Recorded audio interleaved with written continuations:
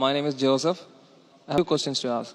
Why all the Muslims men are allowed to marry for 4 women? And the second one is, how can you prove that Jesus was not crucified? Brother has two questions. Brother, are you a Christian? I am. Brother has two questions. That why does Islam permit a man to have up to 4 wives? Why does Islam permit a man to have more than one wife? And second question, how can you prove that Jesus Christ, peace be upon him, was not crucified? That Quran is the only religious book on the face of the earth which says marry only one. You read the Bible, you read the Ramayana, you read the Mahabharata, you read the Veda. No religious book on the face of the earth says marry only one besides the Quran. If you read Ramayana, the Hindu scriptures, the father of Sri Ram, he had more than one wife. If you read Mahabharata, Sri Krishna, how many wives he had? 4, 10,000, 10,000. He had 16,108 wives. So if Sri Krishna can have 16,108 wives, so why can't Muslims have maximum up to 4? If you read the Old Testament, it says that Solomon, peace be upon him, had 700 wives. Abraham, peace be upon him, had 3 wives. So Old Testament tells you can marry as many wives as you want. Same as the New Testament says that you should follow Old Testament. So in Hinduism, in Christianity, in Judaism, you can marry as many as you want. It is later on that the church put a restriction that Christians should marry only one. It is later on Rabbi Benjamin Yehuda passed a synod and say that Jews should marry only one. Otherwise, previously, they used to marry as many as they wished. It is the Indian penal code in India in 1954 that put a restriction and said under the Hindu Special Marriage Act, the Hindus should marry only one. But the scriptures put no restrictions. Let's analyze what does the Quran say. Quran says in Surah Nisa chapter 4 verse number 3, marry women of your choice in 2s, 3s or 4s, but if you can't do justice, marry only one. This statement, if you can't do justice, marry only one, is only given in the Quran and no other religious scriptures. Let us analyze why does Quran give permission for the Muslim men to marry more than one woman, maximum 4. The reason is that by nature, male and female are born in equal proportion. But if you ask any pediatrician, he will tell you, the doctor of the children, that the female child is stronger than the male child in fighting germs and diseases. So you have more deaths among the male children as compared to female children. So in pediatric age itself, the females are more than the males. As life goes on, there is death due to wars, due to alcoholism, due to drug addiction, due to accident. In all these cases, more men are dying as compared to females. So today in the world, there are more females as compared to males. In few countries, like India and China, the female population is less than the male population because of female feticide and female infanticide. In India, according to a BBC report, every day more than 1,000 fetuses are being aborted after they are identified as females. If you multiply this figure by 365, you get a total of more than 1 million fetuses are being aborted every year in India after they are identified that they are females. According to the Tamil Nadu Government Hospital report, out of 10 females born alive, 4 are put to death.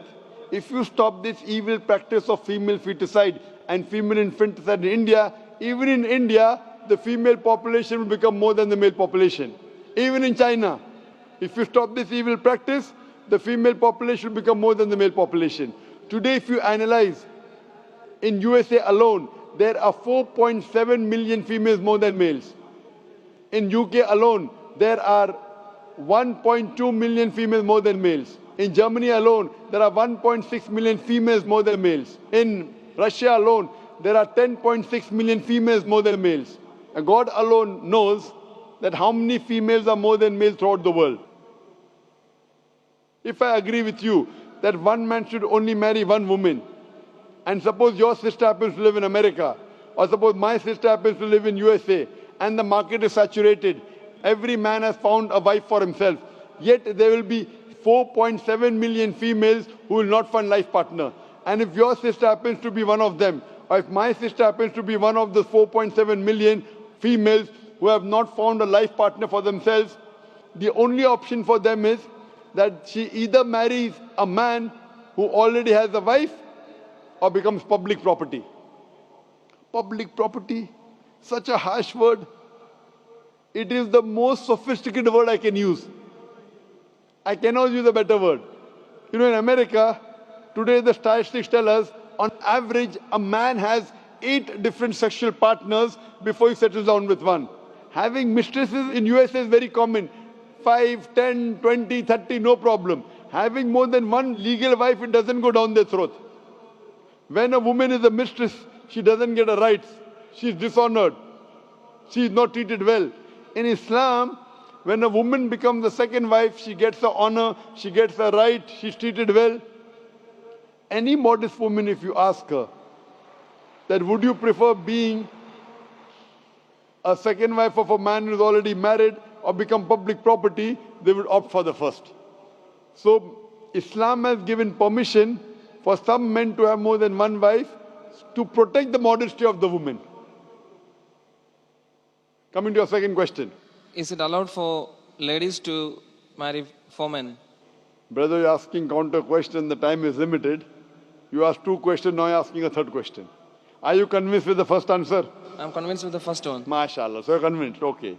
The brother asked that, is a woman allowed to have more than one husband? If you do that, this problem will be exaggerated more. I mean in Muslims, in Muslims. As it is, women are more than men. If women marry more than one husband, the problem will be exaggerated. Point number 1. Point number 2, if a man has more than one wife and if the child is born, you can easily identify who is the father, who is the mother. If a woman has more than one husband and if the child is born... But DNA is still allowed. Brother, let me finish the answer, na? You asked the question, was I interfering? Was I interrupting? Yes or no? No. No. So why are you interrupting? After I finish, you can ask, na? I'm a medical doctor. Are you a medical doctor? No. I'm a medical doctor. I know about DNA testing. I'll come to it. Once, if a woman has more than one husband, 2 husbands, and if a child is born, and if he goes to admit in the school, and if the question, who's your father, she'll have to give 2 names. You're talking about DNA testing. I know about it. DNA testing is recent. Was DNA testing there 50 years back? Was it there? No. It's a new recent discovery, yet it's not 100%. Even if I agree it's 100%, it is now, it wasn't there before. Islam is there since time immemorial. And this is not the only reason. Even if I agree tomorrow it becomes 100% perfect, this is not the only reason. Today science tells us that man is more polygamous in nature as compared to the female. Today science tells us that during menstrual cycle, the female undergoes certain psychological changes. It's not possible for her to do the role of multiple wives. But a man doesn't undergo these changes. It's possible for him to do a role of multiple husbands. Today science tells us that if a man has multiple sexual partners and all are faithful, there is no problem. But if a female has multiple sexual partners and all are faithful, there are chances of sexually transmitted diseases to emerge. And that disease will go back to the male partner. So medically, it is not acceptable that a female has multiple partners, but medically and scientifically, it's acceptable that a male can have multiple partners.